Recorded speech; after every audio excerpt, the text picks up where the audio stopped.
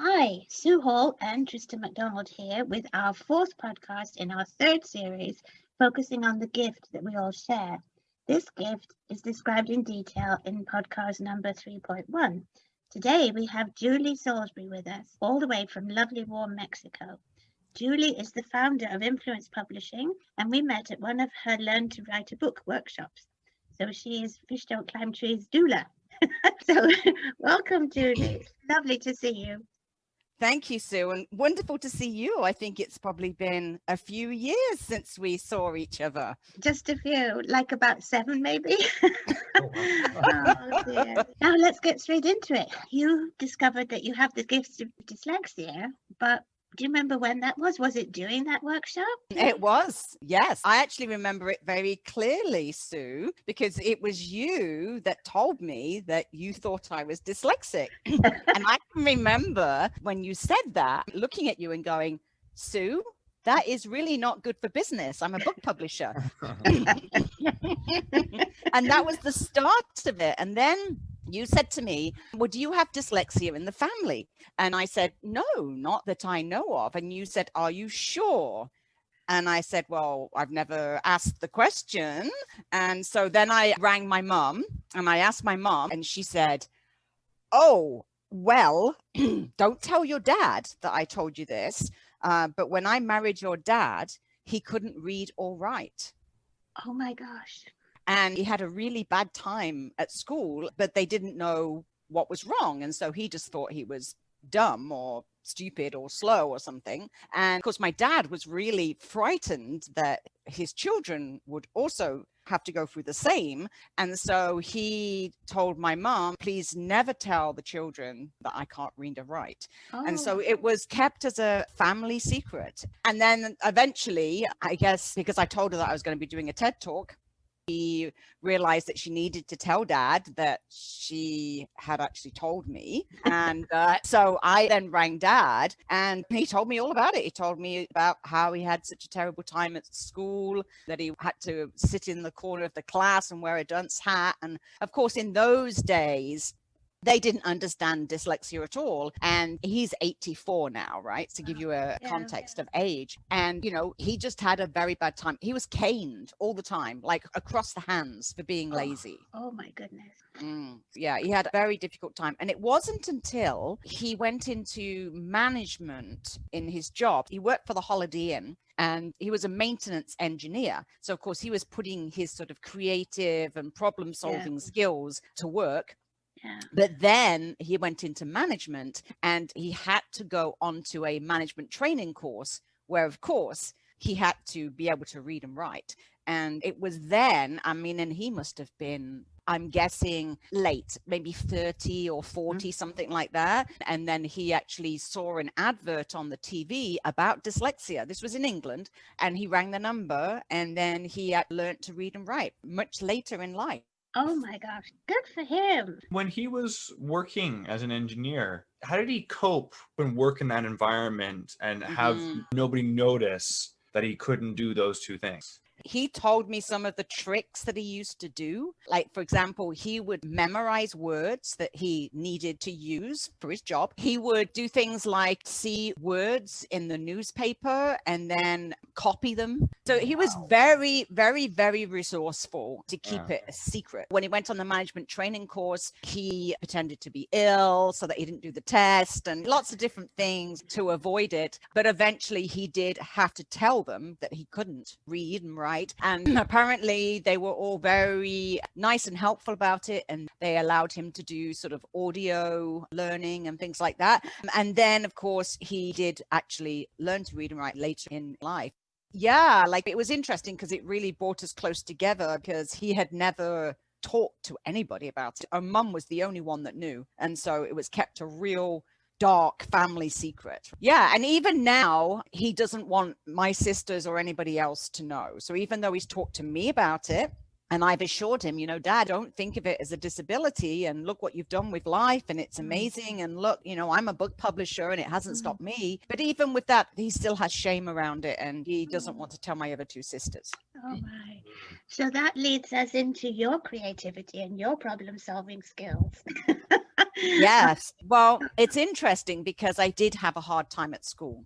And I always put it down to that I was slow or that I didn't learn as fast as other people. I was one of those people that I struggled to get D's. And my friends were getting A's and B's and they didn't even have to do anything. You know, they would just like cram study the night before an exam.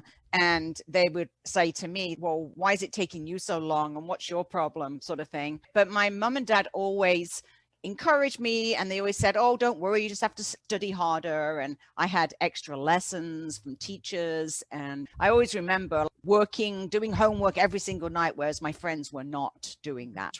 And the strange thing is that I actually excelled in English literature. That was the one topic that I really, really excelled. It was the only topic that I actually got a B in my exam. And that was because literature in itself, the exam was all about interpreting the story. And so you were permitted to be creative. And so that's why I excelled in that. And then I guess I realized that creative things was what I was drawn to. So I ended up in marketing, actually in product development. So I was actually creating products. It was very hands-on and very sort of creative. And I didn't realize until I actually wrote my own book that I was applying exactly the same process to bringing bath products to the market. I was applying the same system to writing my book.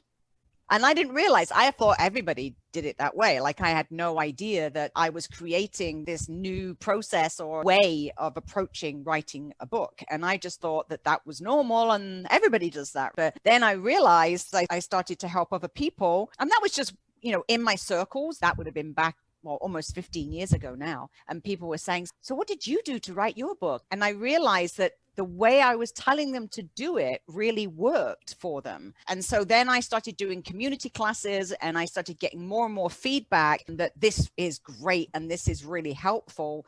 And that's when I started Influence Publishing in 2010, because I had so many people telling me how great it was that I was helping people write books. There was a big demand. So it was just something that I realized I needed to do. And so I created what I like to think of as a new paradigm in publishing, you know, different from self-publishing, different from traditional publishing. And of course, that's also something that I think dyslexics do a lot. When we think of Steve Jobs and some of those more creative people, they do problem solving, right? And that's what I basically did to the publishing industry. I created a new paradigm. I created a new way of approaching writing and publishing books. And I didn't even realize that I was using the gift to do what I did until you told me, Sue. Well, and you know, the thing that stands out for me with that 2-day workshop, I remember that you gave us all great big pieces of paper and you stuck them on the walls and you gave us all felt tips and you said, now map out what your book is going to be about. So I'm in heaven, right? I've got the felt tips, I've got the bubbles, I've got little drawings in all my bubbles, right? And I'm done in about 10 minutes. And I turn around and I look at everybody else's bubbles and they've all got words in them. Thinking, why would you do that? You know what the story's about. You've got to read the bubble. That's such an interesting way of brainstorming your book from start to finish. That's really, really cool.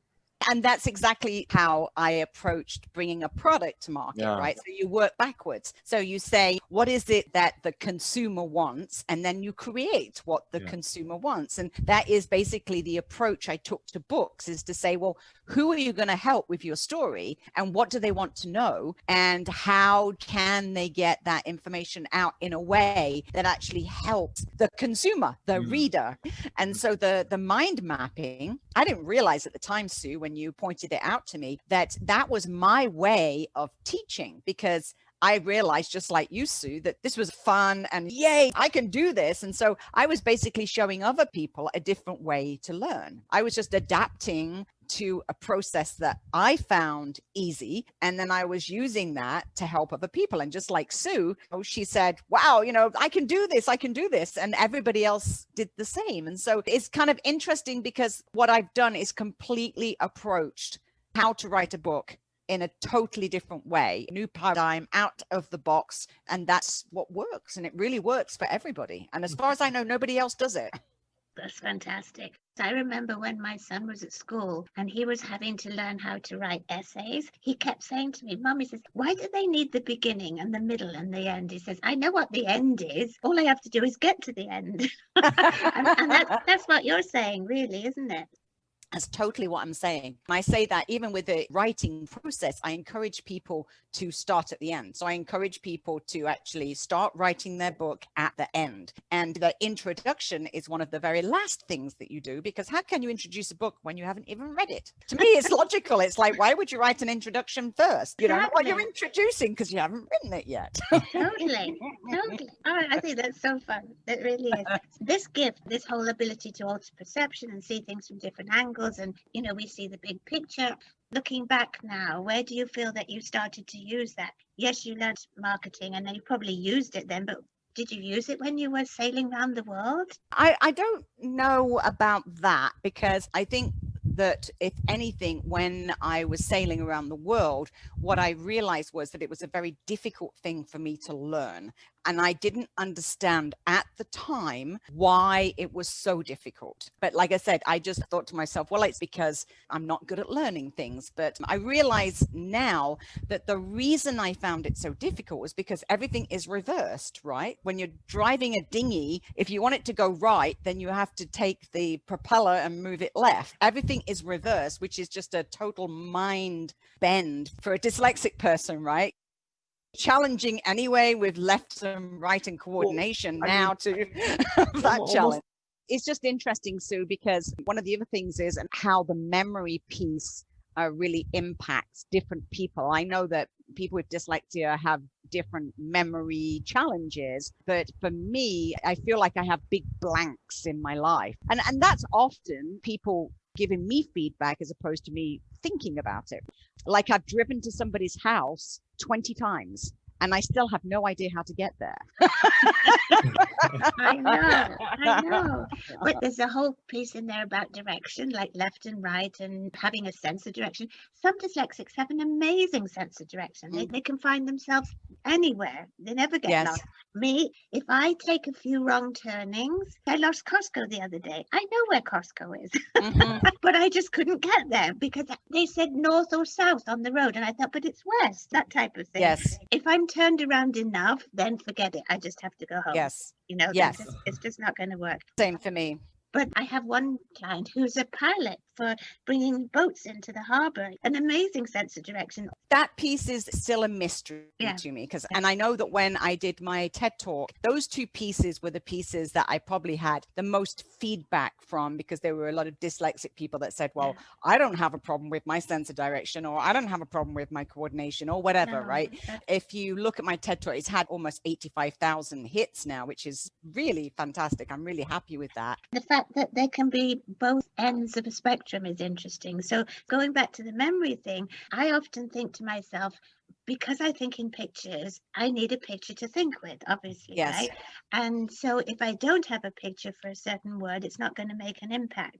But at the same time, sometimes I think I've got the general picture, but I haven't actually fixed it. It's almost like you get a picture that sort of wafts through your head, right? But unless you actually stick it in the photo album. So when it comes to direction for me and memory and stuff like that, if I park at the airport, for example, and I walk into the building, you'd think that I'd be able to walk back again and find the car, right? But no. No, me neither. What I have to do is I have to turn round at the first place where I need a choice. I have to take a picture, and I actually have to fix that picture in my head. And then I can keep walking, and then I can turn around and fix that picture. But it's the fixing part that makes the difference. And the other thing is, you will have some of my kids who can find anything. Like when their parents say, where did I leave that? They'll know exactly where it is. I'll have an electrician who's on site, and the people will say, we've lost something. Or they say, oh, it's over there. And I don't know if they fix every picture.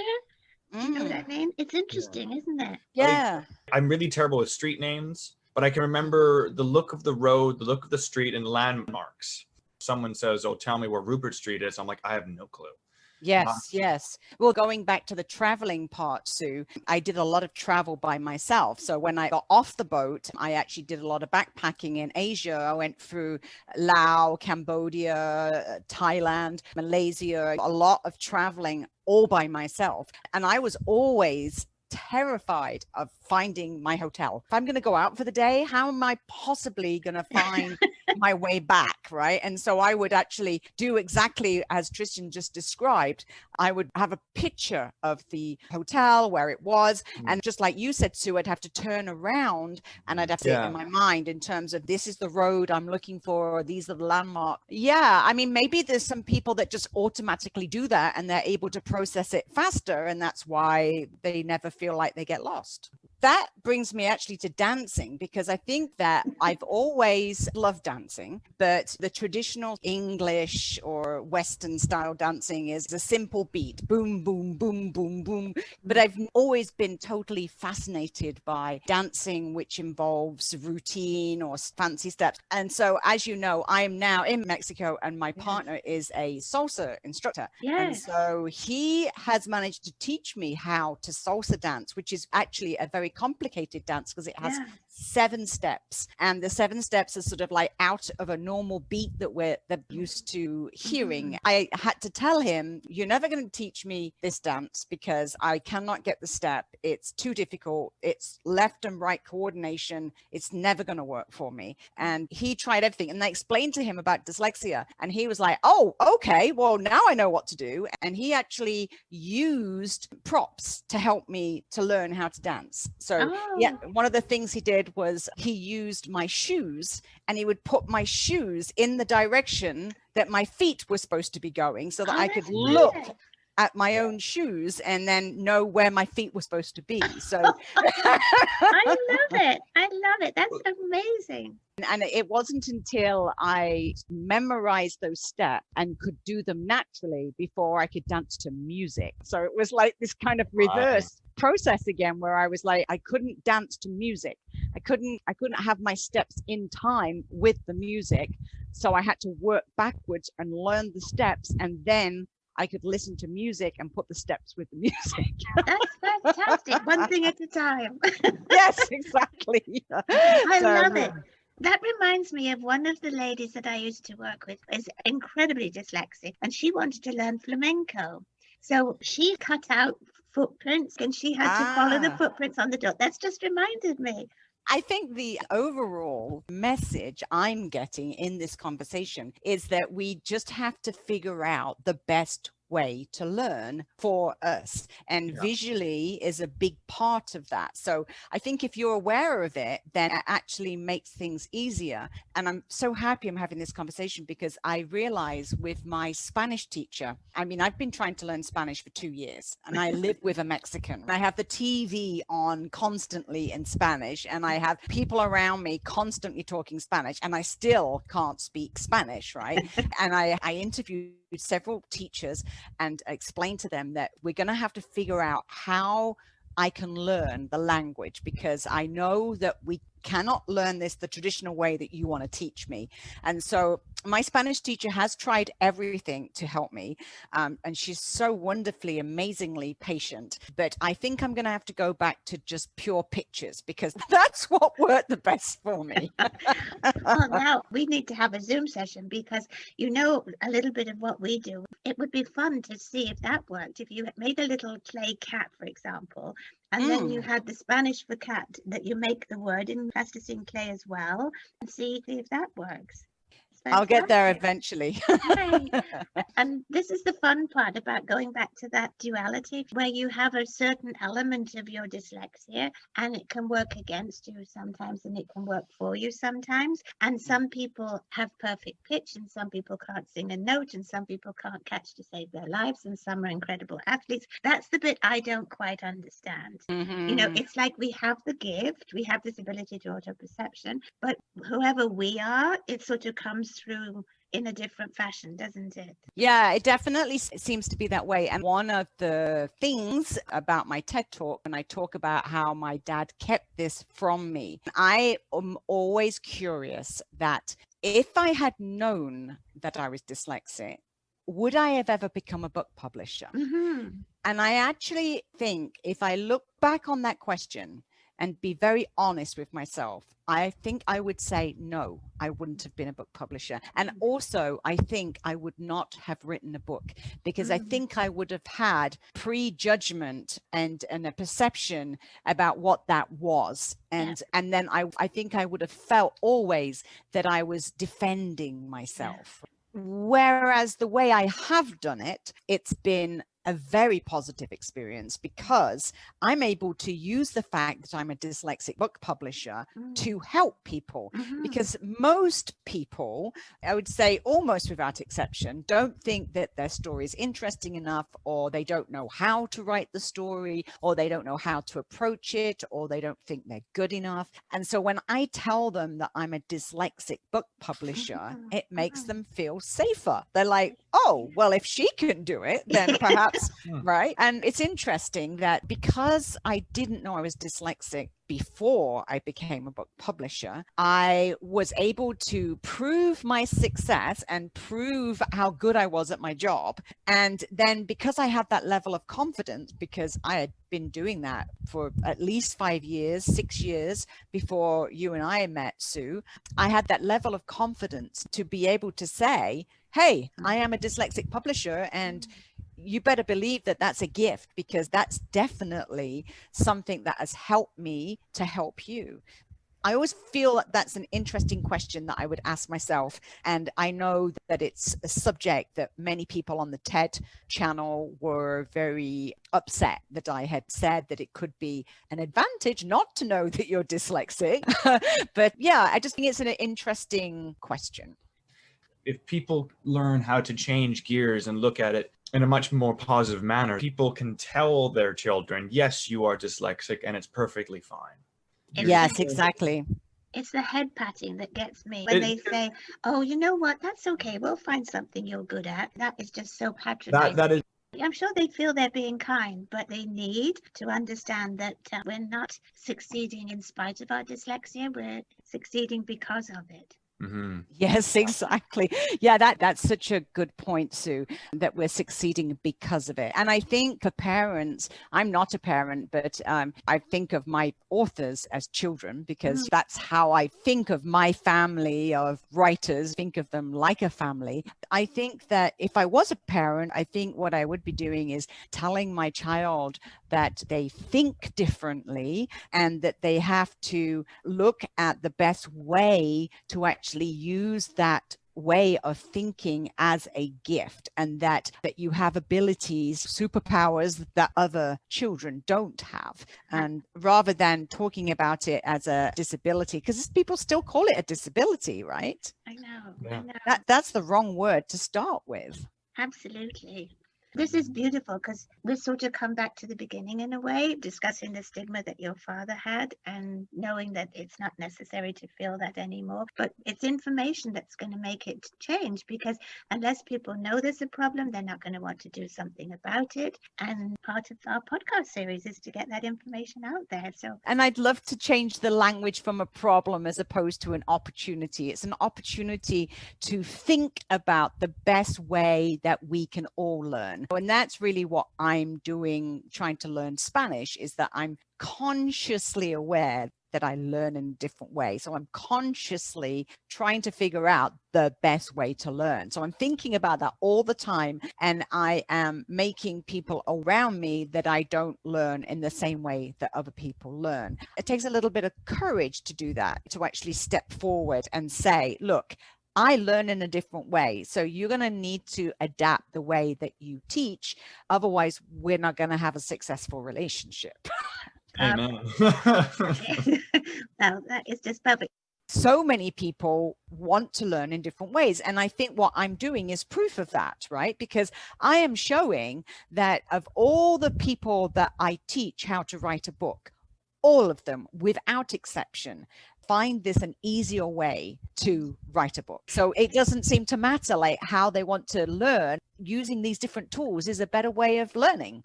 Just one practical question. You obviously have to read their scripts. Yes. Are you okay with that part? I'm very slow, which again, I've seen as an advantage. Because I'm very slow, I have to take a lot of time with their manuscript. So I'm not somebody that can just skim the words and get an idea. I actually have to spend a lot of time with every manuscript. Now, that, of course, is a benefit to the writer because I'm really spending a lot of detailed time.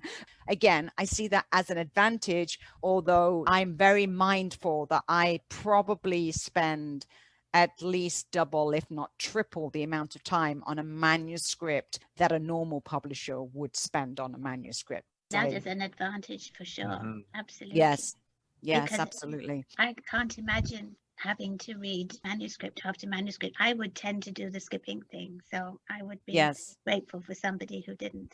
Yeah. And it's better for me to take it in bite-sized pieces. So that's how I teach. So for now, I have a teaching method. I've really perfected it, Sue. And I do weekly coaching with people so that they can actually give me the writing as they go along. So then instead of me reviewing whole manuscripts, I'm reviewing basically a chapter at a time, or basically the writing that they've done that week. And then by the time I've got a full manuscript, a full first draft, so to speak, then I can pass it to an editor. And then it's the editor that does the technical editing. So I'm really focusing a lot more on the development. So it's the development of the story, development and the flow and the structure of the story and the purpose of the story, as opposed to what I call the technical side of the story. Yeah. I had my first draft and I sent it to a friend who was an English teacher. I thought my grammar was pretty okay, actually. The whole manuscript came back covered in red ink. Yes, exactly. Yeah. I don't even pretend to have grammar as an expertise, but, I have a team of editors and that's what their specialty is. And, that's the other thing I point out to people. It's if you really professionally want to publish a book and you think that you can do this all yourself, which is what a lot of people do nowadays because self-publishing is available to a lot of people, that's just fine. But realize that you don't have the skill set to do that all yourself. So if you want to do it all yourself, what you need to do is find a professional editor, a professional proofreader, a professional structural editor, a professional typesetter, a professional designer. You're not really doing it yourself. You need a team of people with those specialty areas. People need to understand that a good book is about a good story, but the actual writing and production of it takes a team of people. Is there anything that you would like to leave our listeners with about this wonderful gift that you have? And I think you're saying you're glad that you have this gift. I am definitely glad that I have the gift.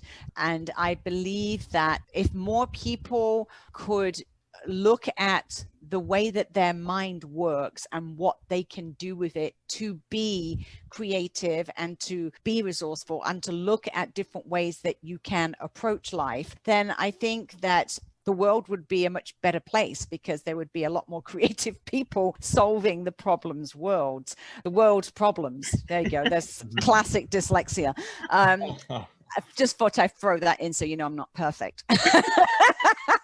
But I did want to let everybody know, Sue, that I am working on a book about dyslexia. I want a book of inspiring stories. So I'm actually looking for people that have recognized their gift of dyslexia and they have become very successful in life as a result of their gift. And so for any of your listeners that are listening to this, if you feel like you have an inspiring story, then I'd love to hear from you because I'm looking for maybe 10 to 20 stories to come together in one book.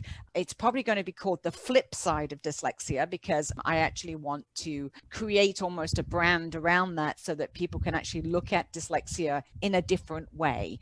So if that's something that you think that you would be interested in, please get in contact with me. And I'm sure my contact information is going to be on this podcast somewhere, Sue, right? And I don't think you could have summed it up any better.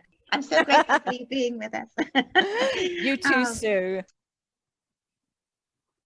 Well, that was a treat. Thank you, Julie, very, very much. I find it funny how everything that we do in our lives seems to culminate in exactly what we're meant to be doing. And Julie is a very fine example of that. So if you'd like to get hold of her, you can email her at founder, FOUNDER, at influencepublishing.com. And Julie has very kindly offered a $500 Canadian discount to anyone who would like to get in touch with her about writing a book or about being part of this collective book, if you have listened to this podcast and found her through this channel. So that's a wonderfully generous offer, and I hope that some of you will be able to take that up. I think that brings us to Christmas Eve, and we are going to take a little break, and hopefully we will have some more podcasts for you in 2021. We wish you the very happiest of holidays that you could possibly have in this very strange time, and we look forward to having you join us in the new year. Take care, stay safe, be healthy. Happy 2021.